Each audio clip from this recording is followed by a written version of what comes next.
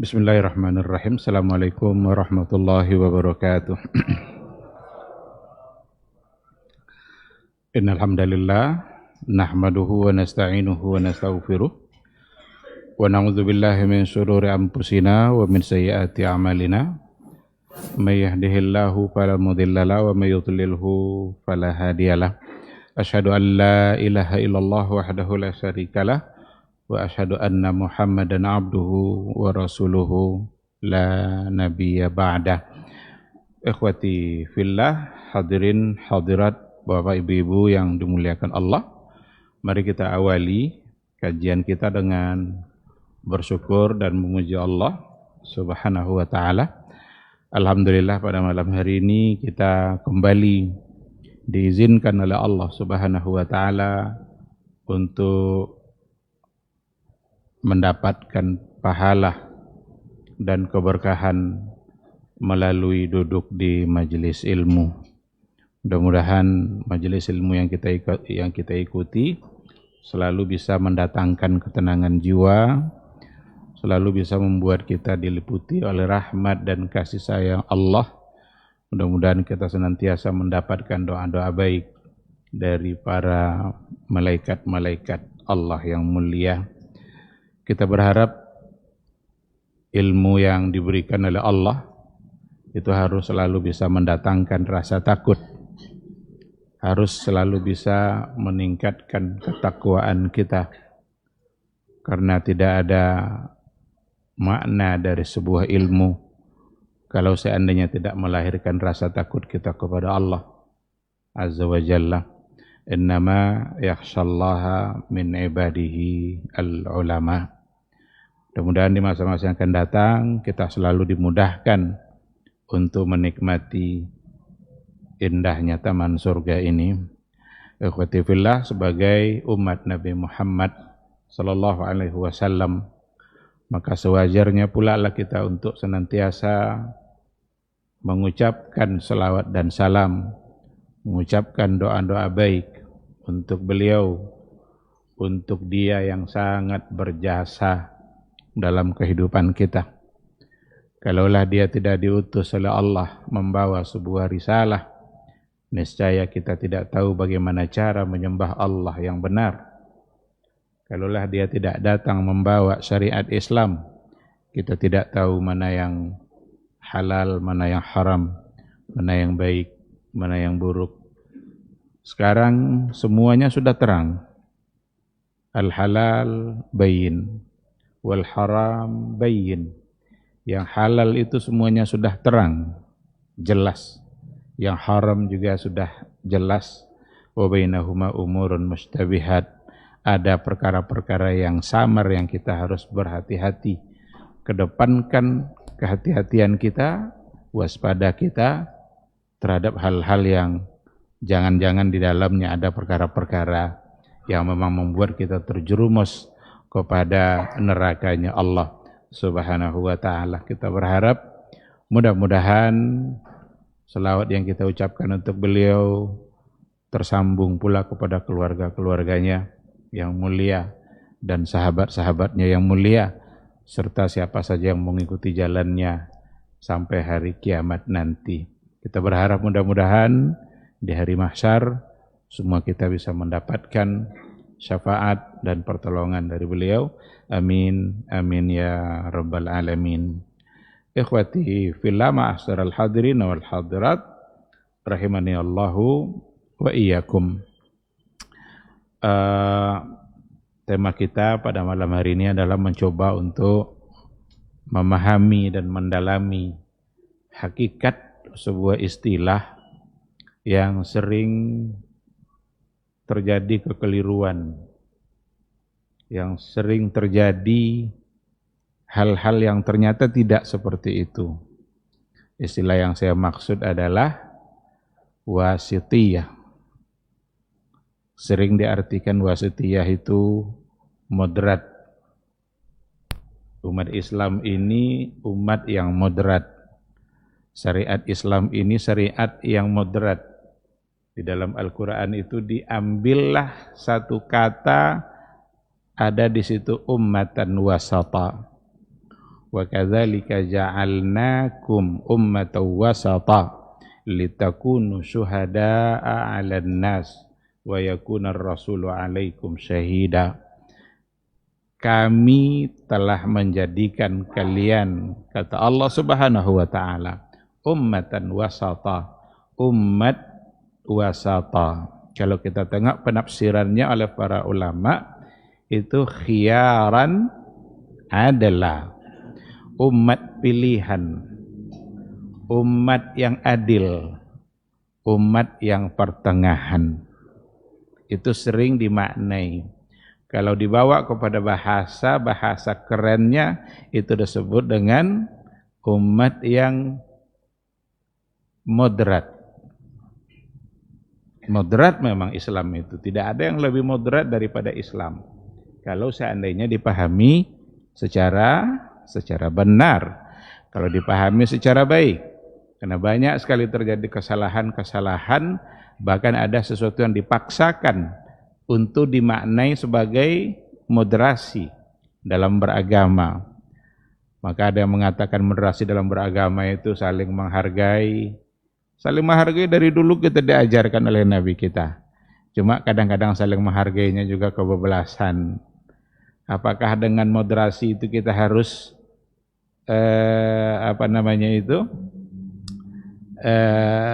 ganti-ganti keyakinan? Apakah harus saling menganggap semuanya benar? Apakah harus ada zikir-zikir di gereja? Apakah harus ada pula nyanyi gereja di masjid?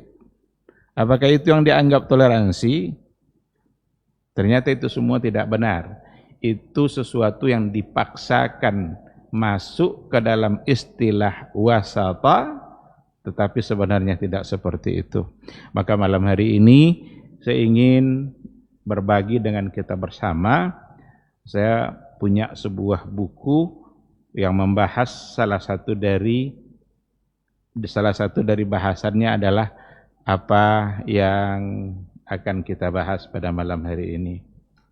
Bahwa sesungguhnya kita memang harus betul-betul memahami secara benar apa makna dari wasat, apa makna dari umat pertengahan. Kita memang selalu berada di tengah-tengah sebagai yang mengadili. Jadi kalau ada dua kutub yang berseberangan, maka di tengah-tengahnya lah yang paling menarik itu. Tidak boleh terlalu tinggi, tidak boleh terlalu rendah, di tengah-tengahnya datang Nabi untuk memberikan solusi. Kita barangkali tak tahan terlalu panas dan tak tahan pula terlalu dingin. Yang baik yang mana? Yang sedang-sedang, yang di tengah. Kalau tekanan darah, ada yang rendah, tidak bagus. Ada yang tinggi, tidak bagus juga. Yang baik, yang sedang-sedang, yang tengah-tengah. Kolesterol, ada yang tinggi, enggak baik. Ada yang rendah, ternyata terlalu rendah tidak boleh juga. Gula itu tidak boleh pula terlalu rendah, berbahaya juga.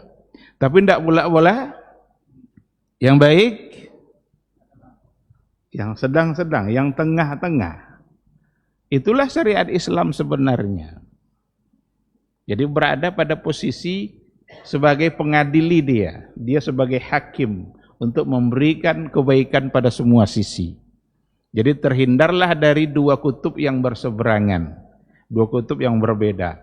Kalau seandainya berinfak, jangan berlebih-lebihan terlalu banyak sampai habis harta. Maka Utsman bin Affan ketika ingin menginfakkan semua hartanya, dilarang oleh Nabi. Padahal Utsman siap untuk memberikan semua hartanya. Kata Rasul, kalau kamu infakkan semuanya, apa yang kamu tinggalkan untuk keluargamu? Dan jangan pula terlalu kecil atau tidak ada sama sekali. Padahal dia punya kemampuan untuk melakukan itu. Yang paling baik adalah yang sedang-sedang, yang tengah-tengah. Nah maka wasatan secara sederhana seperti itu. Tapi kita lihat wasatan dalam beberapa hal. Di sini dikatakan annahum, sesungguhnya mereka ini maksudnya adalah ahlus sunnah. Kita malam ini tidak akan mendefinisikan kata ahlus sunnah itu siapa, karena semua orang mengklaim bahwa mereka adalah ahlus sunnah. Siapapun yang beragama Islam selalu menganggap mereka lah yang ahlus sunnah. Orang sufi bilang kamilah yang ahlus sunnah. Orang Syiah bilang kamilah yang ahlus sunnah. Padahal mereka berlawanan dengan sunnah itu sendiri. Semua aliran-aliran yang ada, mereka semua mengaku sebagai ahlus sunnah. Oleh karena itu tidak terlalu ribut-ribut urusan nama itu, saya kira barangkali tidak terlalu penting. Yang penting justru adalah substansinya. Apa yang ada padanya. Kira-kira apakah poin-poin ini ada pada mereka, maka itulah moderasi bagi yang namanya ahlus sunnah. Bersifat pertengahan, berada di tengah-tengah, itu bagi ahlus sunnah itu nampak dalam segala hal. Baik dalam persoalan akidah maupun dalam persoalan ibadah. Ternyata dalam ibadah pun kita mesti wasatiyah. Kalau ada orang yang ingin berlama-lama dalam masjid dan dia melupakan justru kewajiban-kewajiban lainnya, ternyata Nabi juga tidak membolehkan. Kalau ada orang yang ingin berpuasa terus tidak ingin berbuka, padahal dia punya hak untuk berbuka, ternyata Nabi tidak membolehkan. Seandainya ada orang yang ingin menghabiskan malamnya terus untuk beribadah, sehingga dia tidak tidur demi ibadahnya, ternyata Nabi juga melarangnya. Jadi yang dua kutub itu memang dihindarkan, sehingga kita tetap berada di tengah-tengah. Kisahnya sangat banyak sekali. Abu Darda yang bersahabat dengan Salman itu juga merupakan salah satu dari kisah yang menarik dalam persoalan sedang-sedang saja, yang pertengahan, bahwa sesungguhnya ketemulah Salman dengan istrinya Abu Darda, lalu istrinya mengadukan apa yang dilakukan oleh Abu Darda. Ya Salman, kawanmu, saudaramu yang bernama Abu Darda itu, dia sepertinya enggak butuh lagi kepada saya. Siang dia berpuasa, malam dia salat malam. Jadi tidak ada waktunya untuk saya. Semua waktunya adalah untuk Allah. Salman ingin membuktikan. Dimintalah oleh Salman Abu Darda untuk tidur di rumah dia. Dia ajak nginap di rumahnya. Salman ingin melihat apa yang dilakukan oleh Abu Darda. Ternyata yang dia lakukan, baru saja tidur dia sudah mau bangun. Ditarik tangannya sama Salman. "Ayo Abu Darda, tidur." Jam 12, jam 1, jam 2, pokoknya jarak-jarak sebentar, duduk dia mau bangun. Tidur, kata Salman. Sudah hampir mendekati subuh, jam 3 lewat, kira-kira seperti itulah, mendekati subuh, sekarang kalau mau bangun, bangun. Sampailah berita itu kepada Nabi. Apa kata Rasulullah SAW? Sadaqah Salman. Sadaqah Salman. Betul Salman itu. Likulli syai'in haq. Bagi segala sesuatu ada haknya. Jadi mata ada haknya, punggung ada haknya, istri ada haknya, Allah ada haknya. Maka yang moderat itu bagaimana semua hak itu dapat terjaga. Jadi mengabaikan salah satu sisi dari hak tadi ternyata bisa membuat kita keluar dari panduan Rasulullah sallallahu alaihi wasallam. Ma'asyiral hadirin wal hadirat rahimani Allahu wa iyyakum. Ada 6 poin di sini tentang bagaimana kita memahami wasatiyah ahlus sunnah. Moderat dalam ahlus sunnah itu seperti apa? Di sini pertama yang dibahas moderat fi masailil asma'i was sifat al-ilahiyah. Jadi yang pertama yang disebutkan di sini adalah moderat berada di tengah-tengah dalam persoalan nama dan sifat sifat Allah. Bagaimana ahlu sunnah meyakini nama dan sifat Allah? Di situ nampak wasatiyah, nampak pertengahannya, nampak di tengah-tengah dia. Dia berada di antara dua kutub yang berlawanan. Apa itu kutub yang berlawanan? Yang pertama adalah mereka-mereka alladzina nafau asma Allahi wa sifatihi bil kulliyah au asbatu ba'daha wa nafau ba'daha. Jadi yang pertama itu ada satu atau banyak di antara kelompok atau aliran yang justru menafikan nama-nama Allah atau menafikan sifat-sifat Allah. Dalam persoalan nama dan sifat ada di antara kelompok seperti Jahmiyah, Mu'tazilah, mereka adalah orang-orang menafikan sifat Allah Subhanahu wa taala atau menetapkan sebahagian, menafikan sebahagian. Jadi sebagian saja yang diterimanya, tapi sebagiannya tidak diterima sebagai sifat atau tidak diterima sebagai nama Allah Subhanahu wa taala. Kenapa mereka bisa menafikannya? Karena mereka khawatir dengan menetapkan itu seolah-olah menyamakan Allah dengan makhluk. Mu'tazilah umpamanya, mereka menafikan sifat kalam. Andaikan ada kalam seperti Al-Qur'anul Karim, maka itu sesungguhnya bukanlah kalam Allah, tapi ibarah an kalamillah. Itu ungkapan dari kalam Allah. Yang lebih parah lagi, Mu'tazilah mengatakan Allah menciptakan kalam itu, sehingga dia mengatakan bahwa Al-Quran adalah makhluk. Ada di antara mereka yang menafikan sifat ridha dari Allah. Allah itu tidak punya sifat ridha, dia tidak punya sifat cinta. Lalu bagaimana mereka memaknai kata-kata ridha yang ada dalam Al-Quran? Artinya bukanlah Allah punya sifat ridha, tapi artinya adalah Allah menyediakan surga. Mereka tidak setuju dengan Allah punya sifat marah. Karena marah itu adalah simbol dari makhluk, apa yang ada pada makhluk. Seolah-olah nanti kalau ditetapkan sifat itu, maka samalah Allah dengan makhluk. Lalu apa arti kata marah dalam Al-Quran disematkan untuk Allah? Itu bukanlah sifat Allah, tapi itu artinya adalah Allah menyediakan neraka. Jadi hilanglah sifat ridha, hilanglah sifat marah, karena dianggap itu nanti menyerupai makhluk. Ini satu sisi. Sementara di sisi lain ada ahlut tasbih. Ahlut tasbih alladzina asbatul asma'a wa sifat walakinnahum syabbahuha bi sifatil makhluqin. Ada pula satu kelompok, satu aliran yang mereka menetapkan semua sifat itu bagi Allah.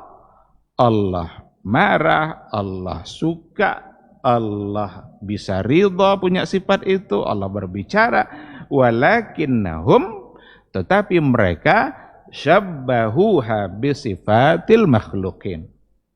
Tetapi mereka menyerupakan sifat-sifat yang ada pada Allah dengan sifat-sifat yang ada pada makhluk. Jadi sudah ada dua sisi sekarang nih. Ada dua belah pihak. Di satu sisi menafikan, sehingga tidak boleh Allah disifati dengan sifat-sifat yang ada pada makhluk. Sementara di sisi lain, mereka tetapkan, tetapi mereka menyerupakan. Apapun yang ada pada Allah, wajib untuk diimani, tapi sekaligus mereka menyerupakannya. Baik itu sifat fi'liyah, ikhtiyariyah, atau dalam bentuk sifat zatiyah, sifat yang berhubungan dengan zat Allah. Karena sifat Allah ada yang sifat fi'li, itu perbuatannya. Allah bisa berkata-kata kapan dia mau. Allah bisa berbicara kapan dia mau. Nanti di akhirat Allah akan berbicara. Dan bahkan dalam hadis dikatakan, semua kita nanti akan berhadapan dengan Allah dan akan berbicara. Kata Ibnu Abbas, laisa bainahu wa bainahu turjuman. Ketika hamba itu berhadapan dengan Allah, berbicara langsung, tidak ada perantara penerjemah. Tidak ada tukang terjemahnya. Tiba-tiba kita paham aja bahasa Arab. Atau bahasa yang diucapkan oleh Allah. Berarti Allah bisa berbicara kapan dia mau. Mu'tazilah, Jahmiyah menolak. Sementara yang musyabihah, kelompok yang menyerupakan, iya, ada, tapi dia samakan. Ketika ada sifat zat, sifat yang berhubungan dengan zat, seperti wajah, tangan, tumit, ini wajib diimani jika ada nas yang sahih. Al-Quran sudah pasti sahih. Hadis-hadis jika datang secara sahih, maka wajib pula kita imani. Tapi ketika kelompok tasbih mengimaninya, mereka mengimani dengan menyerupakan, menyamakan dengan Allah. Sekarang moderasi Ahlussunnah letaknya di mana? Ada di tengah-tengah. Apa yang mereka yakini tentang nama dan sifat Allah? Bahwa Allah punya nama, Allah punya sifat, sesuai dengan yang dia sifat, dia sifatkan dalam Al-Quran untuk dirinya atau oleh Rasulnya dalam hadisnya, tetapi tidak sama dengan yang dimiliki oleh makhluk. Inilah namanya wasatiyah. Inilah ummatan wasata, khiyaran, dan inilah pendapat pilihan yang wajib kita imani. Karena itu yang diyakini oleh Ahlus Sunnah. Terserah nanti ketika ada orang yang, kan kami yang Ahlus Sunnah, tengok pada asma wa sifat, yang mereka yakini apa? Apakah mereka cenderung pada ke sebelah sini? Atau cenderung ke sebelah yang satu lagi? Ataukah benar-benar berada di tengah-tengah? Jika memang mereka mengimani semua sifat yang Allah tetapkan untuk dirinya, tidak ditolak sama sekali, dan tidak diserupakan dengan makhluk, berarti Ahlus Sunnah. Itulah keyakinan Rasulullah Sallallahu Alaihi Wasallam. Ketika Allah yang mensifati dirinya pada zatnya dengan memiliki tangan, dua tangan, memiliki wajah, maka Ahlus Sunnah meyakini itu tanpa menolaknya sama sekali. Tetapi pada saat mereka meyakini, mereka juga sekaligus meyakini bahwa itu tidaklah sama dengan makhluk, karena Khalik pasti berbeda dengan makhluk. Allah sebagai Khalik, dia yang menciptakan makhluk, maka tidak ada satupun yang akan serupa dengan Allah. Walam yakul lahu kufuwan ahad, laisa kamitslihi syai'un wa huwas samiul basir. Ikhwati fillah. Ini pada poin yang pertama, fi masailil asma'i was sifat al-ilahiyah. Ini. Jadi kalau ada yang ngaku-ngaku, kan kamilah yang Ahlus Sunnah, kamilah yang ini. Tengok saja, kira-kira wasatnya seperti apa. Jangan-jangan mereka menolak. Atau penolakan secara halus. Apa makna penolakan secara halus? Diimaninya tapi ditakwil. Pentakwilan itu sesungguhnya sama dengan penolakan. Karena memindahkan, memalingkan makna kepada makna yang lain dikarenakan itu tidak pantas dan tidak cocok pada Allah Subhanahu wa taala. Ketika istawa kemudian ditakwilkan menjadi istaula, samalah artinya mereka tidak mengimani istawa itu karena sudah dirubah maknanya menjadi istaula, yaitu berkuasa atau menguasai. Baik, pada poin yang kedua, fi masaili al-qadar. Dalam persoalan takdir, moderat sekali Ahlus Sunnah. Dia berada di antara dua kutub juga. Berada di antara dua belah pihak, ekstrim kanan sama ekstrim kiri. Mana yang kanan, mana yang kiri yang terlalu ekstrim itu? Ada dua kelompok di sini. Pertama namanya kelompok Al-Qadariyah. Yang kedua namanya adalah kelompok Al-Jabariyah. Apa itu Qadariyah, apa itu Jabariyah? Inilah kajian ilmu kalam, tentu itu diberikan penjelasan secara luas. Apa kata Qadariyah? Ini Qadariyah dari kata qadar. Jadi kita sebagai makhluk, Allah berikan kita kekuatan, Allah berikan kita kehendak, dan kita bebas berbuat sekehendak kita. Tanpa ada campur tangan kehendak Allah Subhanahu wa taala. Ini air Saya mau minum atau enggak saya minum itu urusan saya, enggak ada urusan sama Allah. Kan ada air depan sana. Mau saya minum? Bisa. Tidak saya mau minum? Bisa. Berarti qadar, ada kekuasaan diberikan oleh Allah. Ada kehendak. Dan tidak sampai di situ keyakinan mereka. Mereka juga mengatakan allazina qalu bi anna Allah la ya'lamul juz'iyat. Ini bahaya sekali akidah ini. Sesungguhnya Allah Subhanahu wa taala la ya'lamul juz'iyat. Tidak tahu perkara itu secara terperinci. Jadi Allah hanya tahu yang global-global saja. Di Kampar ini ada masjid. Allah tahu, tapi berapa jumlah masjid Allah sudah tidak tahu. Berarti yang global-global saja, yang juz'iyat enggak. Di sini kesalahan banyak orang-orang masyhur. Di situ mereka terjadi kesalahan. Contohnya keyakinan mereka, Allah tidak tahu jumlah berapa butiran pasir di pinggir pantai. Pantai kan ada pasirnya. Allah tidak tahu jumlah butiran, berapa butir pasir yang ada di situ. Itu juz'iyat namanya. Tapi adanya pasir Allah tahu. Ini keyakinan batil. Ini membuat ilmu Allah menjadi terbatas. Padahal Allah itu muhitun bikulli syai'. Ilmunya Allah itu meliputi terhadap segala sesuatu. Yang dulu, yang sekarang, dan yang akan datang.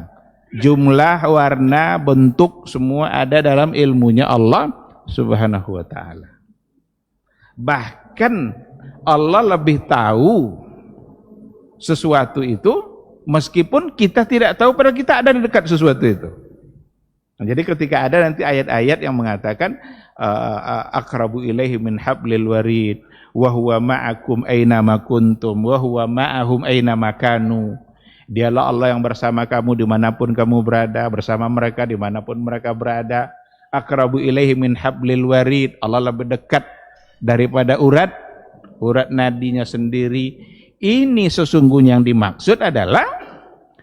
dimaksud sesungguhnya adalah ilmunya Allah itu, pengetahuannya Allah itu. Jadi kalau kita genggam pasir segenggam di tangan kita, apakah kita mengetahui berapa jumlah pasir di tangan kita? Jawabannya pasti tidak. Tapi apakah Allah tahu? Tahu. Siapa yang lebih dekat sekarang dengan pasir ini? Kita apa Allah? Jadi lebih dekat dengan ilmunya, dengan kasih sayangnya, dengan pertolongannya daripada kita sendiri. Maka kelompok pertama dari kelompok Qadariyah itu meyakini seperti itu. Annahu la yakhluqu af'alal ibad wa la ya'lamuha hatta takun. Allah bukanlah dia yang menciptakan perbuatan hamba dan dia tidak tahu perbuatan itu kecuali setelah terjadi. Kecuali setelah terjadi. Ini sekali lagi sesuatu yang salah. Namun di sisi lain ada namanya Jabariyah. Allazina qalu bi annal abda karishah fi mahabbir rih. Itu yang punya keyakinan bahwa sesungguhnya hamba ini sama seperti bulu ayam yang diterbangkan angin. Angin ini mau membawa itu kemana? Bawa ke kiri, bawa ke kanan. Dia tidak punya kehendak apapun. Jadi menurut kelompok Jabariyah, kita ini tidak bisa punya kehendak apapun. Apa yang kita lakukan semua adalah ditentukan oleh Allah. Kita sama sekali tidak punya keinginan dan tidak punya kehendak.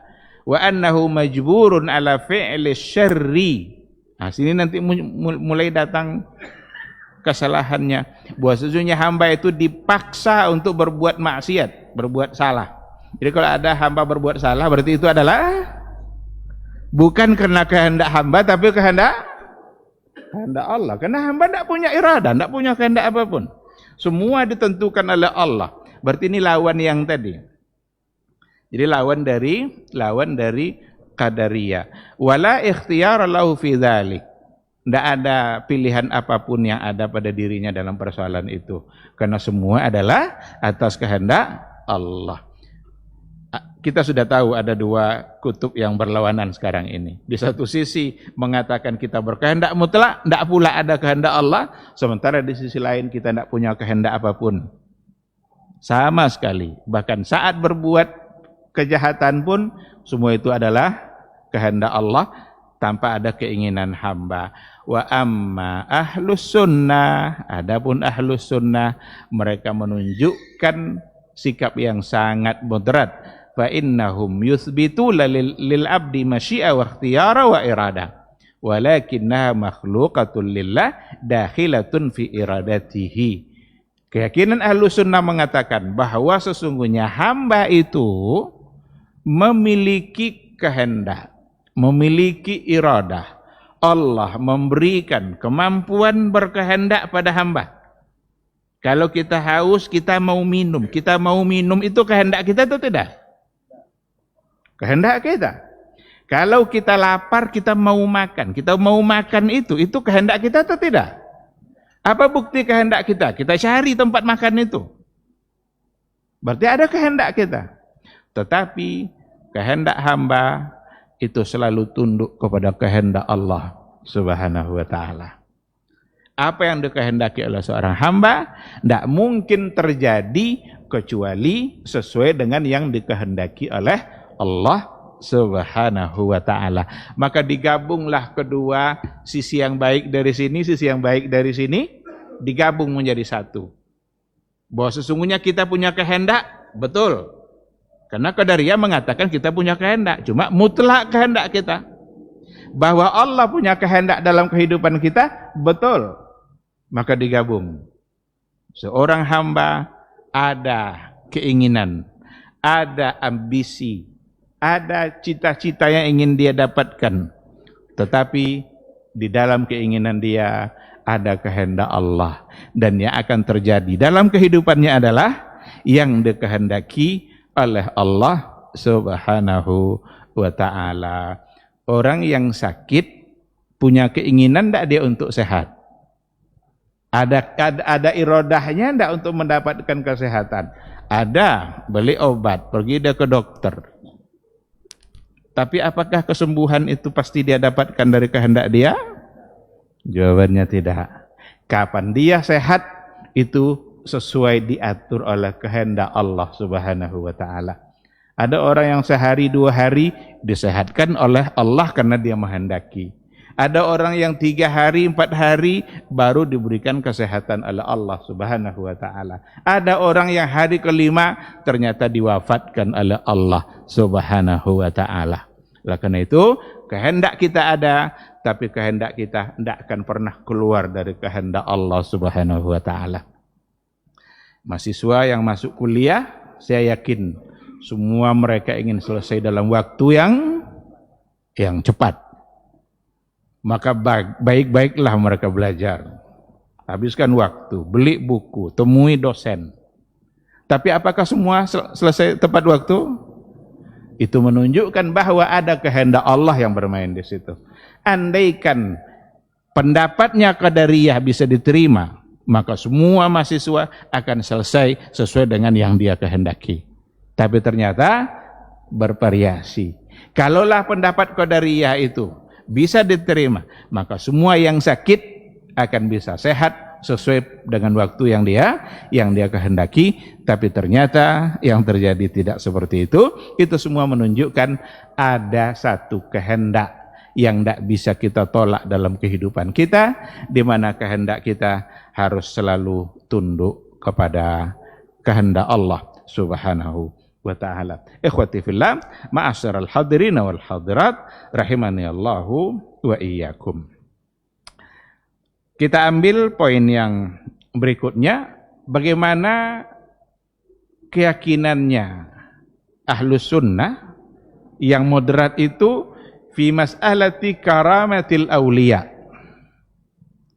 pada persoalan yang berkaitan dengan karamah al-awliya, keramatnya para wali.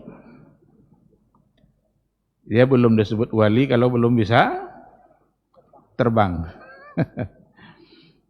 Jadi kalaulah umpamanya memang wali itu bisa terbang, Sekiranya yang paling wali itu adalah Nabi. Maka tidak payah-payah Nabi hijrah dari Mekah ke Madinah, harus sembunyi dulu di Gua Hira sampai 3 hari, nanti sembunyi-sembunyi pula berjalan. Kan bisa terbang aja langsung. Ngapain tidak terbang aja? Tidak ada orang yang lebih wali daripada Rasulullah sallallahu alaihi wasallam. Nah, oleh karena itu, apakah karamah itu ada atau tidak ada? Ahlus sunnah berada di tengah-tengah. Berada di tengah-tengah.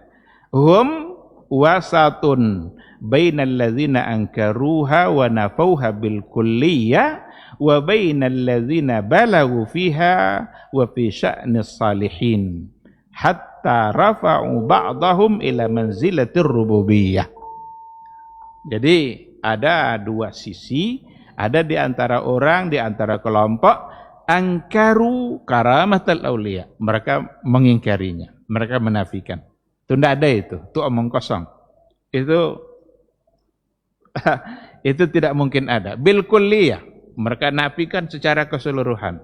Sementara ada sebagian yang lain balagu fiha, mereka meyakini ada dan meyakini secara mubalaghah, secara gulu fi sya'nis salihin, pada keadaan orang-orang yang saleh, sehingga mereka meyakini apapun hal-hal yang aneh yang terdapat pada diri orang-orang yang saleh, yang kadang-kadang bisa saja ada sesuatu yang disembunyikan dari kebenaran, dari apa yang dia ciptakan. Masuk waktu, kita jawab dulu suara azan insyaallah.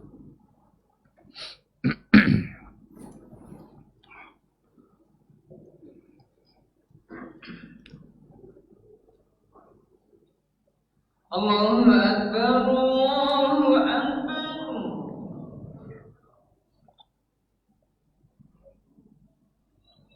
Allahu Akbar,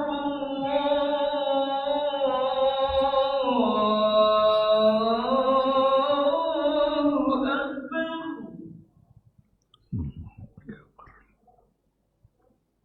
Asyhadu an la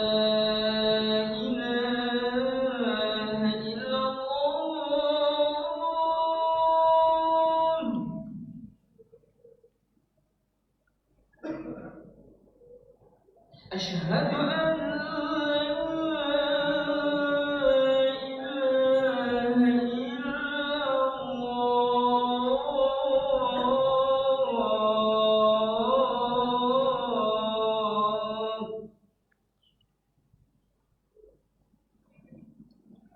أشهد أن محمدا رسول الله.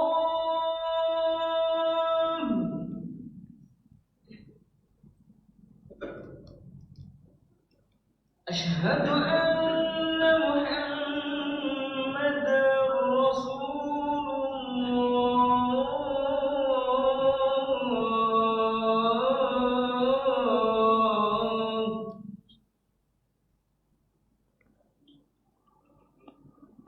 حي على الصلاة.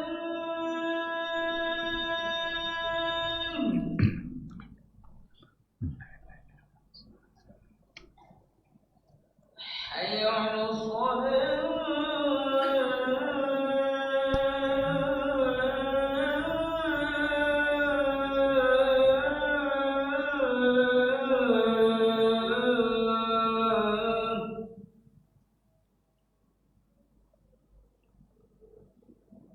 حي على الفلاح.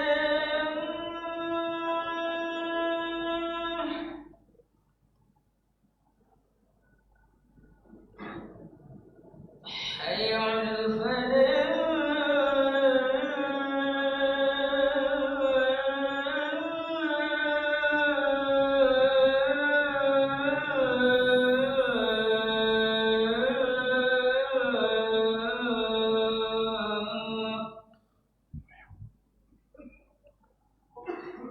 Allahu Akbar, Allahu Akbar. La ilaha illallah.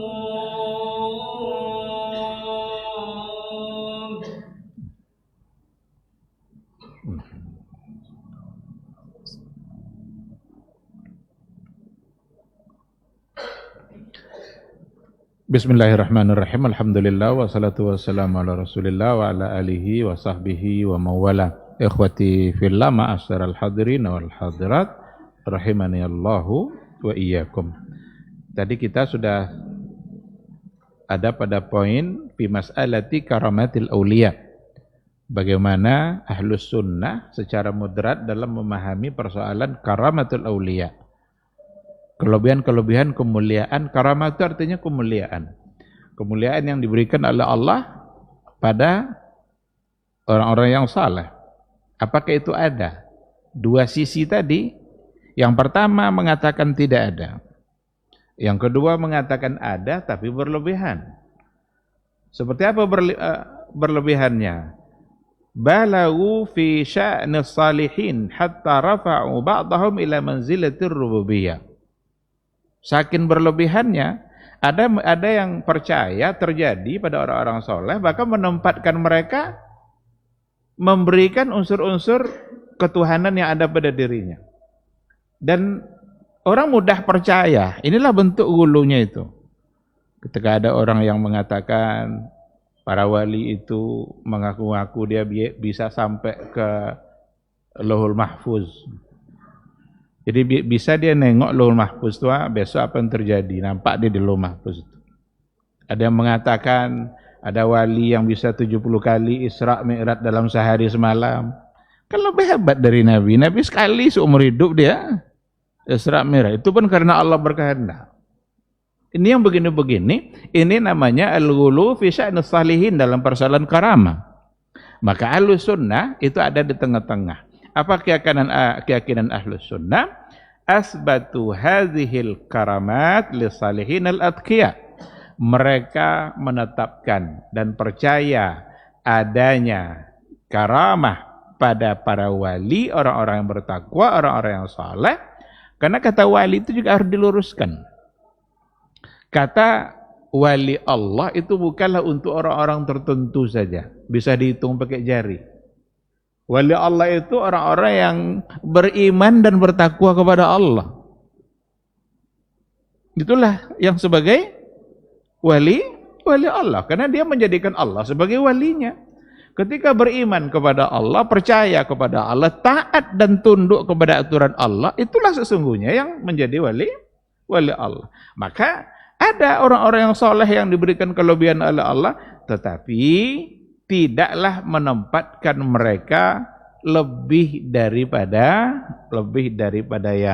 yang seharusnya. Tidak boleh berlebih-lebihan. Karena memang di situ ada kehendak Allah. Dan kita perlu tahu apa bedanya nanti karamah yang sesungguhnya dengan karamah yang dianggap sebagai sesuatu yang karamah padahal tidak. Karamah aulia itu bukan rekayasa. Bahkan dia tidak bisa mengulang kembali. Itu benar-benar kehendak Allah yang ada pada dirinya pada kondisi dia memerlukan itu. Maka diberikan pertolongan oleh Allah dengan cara yang dia tidak duga-duga. Tidak ada sama sekali unsur rekayasa. Seperti dulu Sa'ad bin Abi Waqqas, saat dia memimpin perang Al-Qadisiyah. Itu dia melewati sungai apa laut, karena musuh ada di seberang sana, itu pakai kuda, tidak ada jembatan, padahal mereka ingin menghadapi musuh. Maka mereka menyeberang di atas sungai itu seolah-olah lewat di atas jembatan.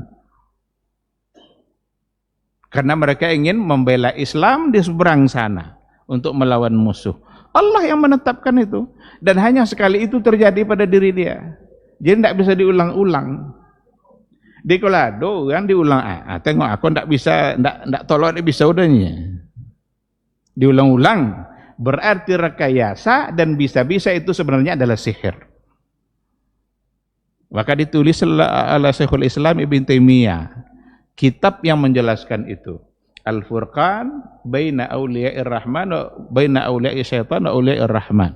Beda antara wali syaitan dengan wali Allah. Ada bedanya. Jadi jangan segala-gala yang aneh-aneh nanti lalu disebut sebagai Dan sebagai karamah karena dia adalah wali. Tidak pasti, tidak ada jaminan untuk itu. Jangan-jangan itu sebuah kebohongan. Cuma kadang-kadang kita tertipu dengan penampilan. Orang kita ini kan gampang pula tertipu oleh penampilan. Kalau lah balik-balik surbana te kepala itulah lah kiai godang ya lah kasan tukang sihir kan. Hati-hati. Maka karamah itu sesuatu yang benar-benar kehendak Allah, bukan kehendak dia. Kalau ada rekayasa berarti itu adalah kehendak dia. Dia yang merekayasa. Pada masa Ibnu Taimiyah dulu banyak yang ngaku-ngaku seperti itu. Tidak bisa dibakar dengan api. Diminta ada Ibnu Taimiyah, coba kamainya. Buahnya kamainya. Didatangkanlah di hadapan dia. Memang tidak bisa. Tapi Ibnu Taimiyah mengerti dengan seluk-beluk seperti ini. Kalau tukang sihir, dia bisa merubah hakikat sesuatu. Yang benci bisa menjadi cinta, cinta bisa menjadi benci. Itu sihir. Maka kata dalam pikiran Ibnu Taimiyah, kalau dia tidak bisa terbakar oleh api, coba siram pakai air katanya. Disiram pakai air, menjerit dia. Berarti tukang sihir kan? Jadi bukan berarti nanti kalau ada hal-hal yang di situ keanehan-keanehan, lalu semuanya disematkan padanya kata-kata karamah. Maka istilah yang wali itu harus bisa terbang itu tidak ada dalam Ahlus Sunnah itu dari orang-orang sufi aja kebanyakan itu. Maka itu bukanlah sesuatu yang bisa itu. Karena kalau memang harus bisa terbang sebagai seorang wali, berarti siapa nih wali di dalam masjid ini? Alah dia yang bisa terbang, alah dia yang tidak bisa bahasa di hujan.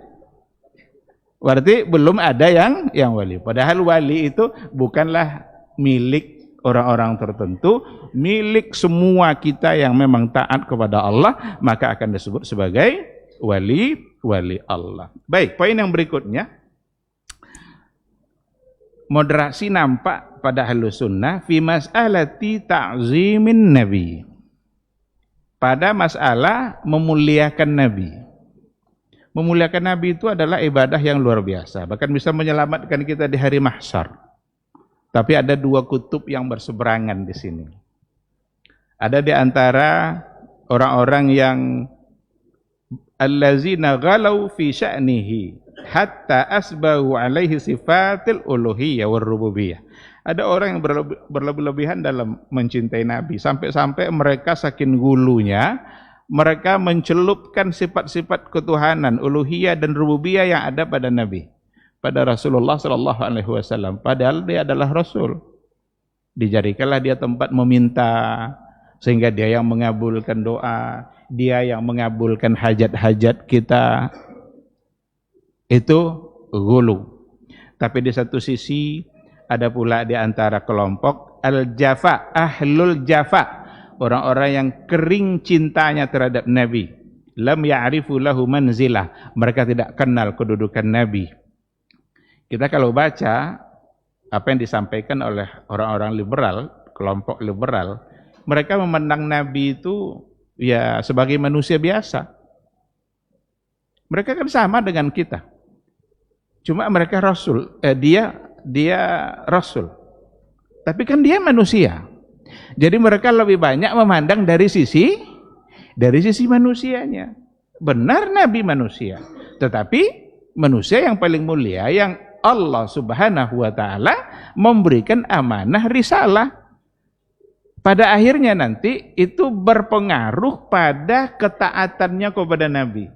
Maka banyak sekali nanti hal-hal yang datang dari Nabi. Ini kan dia sebagai manusia biasa. Ini kan bukan sebagai sebuah risalah. Jadi banyak hal-hal yang seharusnya diikuti sebagai sebuah sunnah, tetapi menjadi tidak diikuti hanya karena dugaannya dia adalah manusia biasa. Padahal ada panduan Nabi, ada adab Ada berpakaian, ada makan, ada minum, ada bertamu. Itu semua akan menjadi tereliminasi nanti. Karena dianggap itu datang dari manusia biasa. Dia tidur kan tidur sebagai manusia. Dia makan kan makan sebagai manusia. Tapi kan ada adab. Adab yang ketika diperintahkan oleh Nabi berarti itu sesuatu yang sifatnya anjuran. Dan itu mesti untuk kita taati sebagai sebuah adab. Jadi di satu sisi ada yang merendahkan. Sementara di sisi lain ada pula yang menempatkan secara berlebih-lebihan, bahkan lebih dari yang seharusnya, memberikan unsur-unsur ketuhanan kepada Rasulullah sallallahu alaihi wasallam. Maka datanglah Ahlus Sunnah. Ahlus Sunnah itu memuliakan Nabi, sangat memuliakan Nabi. Tapi tidak boleh memberikan unsur-unsur yang seharusnya diberikan kepada Allah. Tidak boleh dijadikan dia sebagai tempat meminta, bukan dia yang disembah. Tetapi yang disembah sesungguhnya adalah Allah Subhanahu wa ta'ala. Ada pada poin yang saya ingin ambil satu poin lagi. Ada fi mas'alatus sahabah. Selalu dibahas dalam kajian akidah oleh ulama salaf. Kenapa selalu masuk pembahasan tentang siapa itu sahabat? Karena orang-orang Syiah mereka adalah sangat benci kepada sahabat Nabi. Maka menjadi kajian akidah dia. Ini iman ini. Bagaimana kita meyakini kedudukan sahabat. Maka di satu sisi ada di antara mereka yang gulu pula pada sahabat itu. Seperti Ali, mereka menuhan-nuhankan Ali. Hasan, Hussein sebagai imam. Dan imam bagi mereka itu sama dengan Nabi. Jadi perkataan imam sama dengan perkataan Nabi. Dan itu semuanya wahyu. Maka bagi orang Syiah kematian Nabi bukanlah akhir dari turunnya wahyu. Karena imam masih ada. Maka qaulul imam itu qaulun Nabi. Sama dengan perkataan Nabi yang mereka jadikan pedoman. Wajib untuk diikuti. Meskipun antara satu imam dan imam yang lain itu berbeda. Pokoknya semuanya hadis. Maka definisi hadis bagi mereka itu tidak sama dengan definisi hadisnya Ahlus Sunnah. Mereka mendefinisikan hadis itu manukila min ma'sumin ila ma'sum. Sesuatu yang dinukil dari yang maksum kepada maksum yang lain. Karena imam bagi mereka adalah maksum. Nah di satu sisi ada pula mereka-mereka yang tidak menghargai sahabat. Maka adalah di tengah-tengah sebagai Ahlus Sunnah, sahabat adalah orang yang mulia, merupakan orang yang paling mulia yang ada di muka bumi ini, karena mereka yang langsung mendapatkan syariat itu ketika syariat diturunkan kepada Rasulullah SAW. Mereka lah yang membela Islam itu ketika diperjuangkan dan disampaikan oleh Nabi. Tetapi mereka bukanlah Nabi. Mereka tetaplah sahabat yang mulia, tetapi bukanlah lebih dari itu. Baik ikhwati fillah ma'asyaral hadirin wal hadirat rahimani Allahu wa iyyakum. Maka nampaklah kita dari beberapa poin tadi, Ahlus Sunnah memang mereka adalah selalu berada di tengah-tengah, memiliki pendapat-pandangan yang selalu menjadi pilihan karena selalu menengahi dua kutub yang ekstrim. Ada yang terlampau ke sebelah kanan, terlampau sebelah kiri, maka Ahlus Sunnah memberikan posisi berada di tengah-tengah pendapat yang memang itu yang paling baik. Saya kira ini menjadi materi kita pada malam hari ini. Yang nomor 6 belum saya bacakan, karena waktu baru 5 saya sampaikan. Yang keenamnya ini masalah iman ini.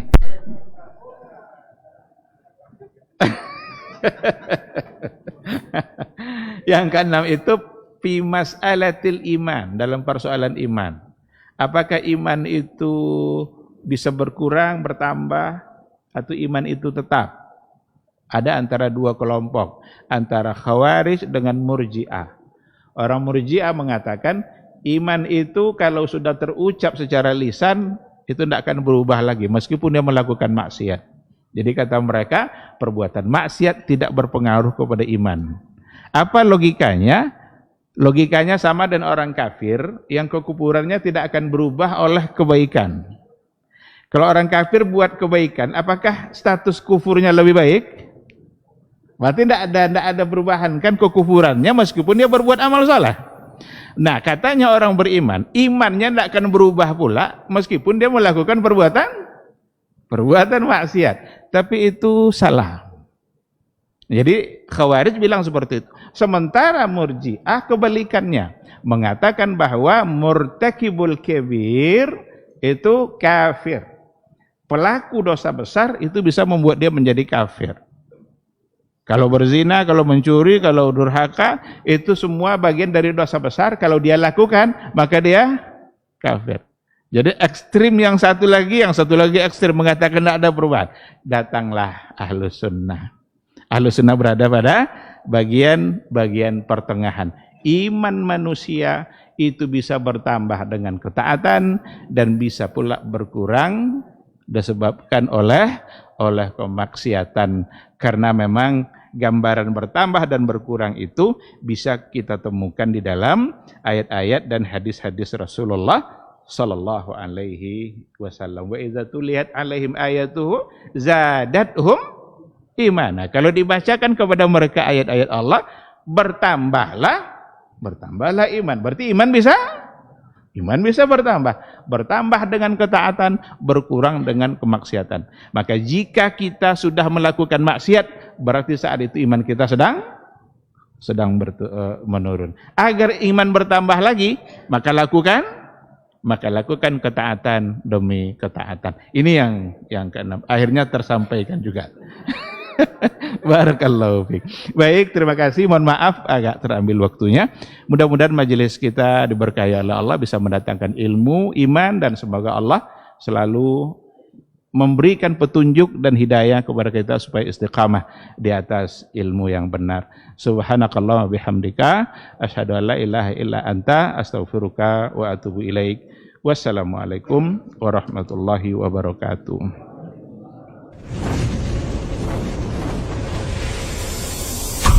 TV Sunnah, belajar agama baru alim.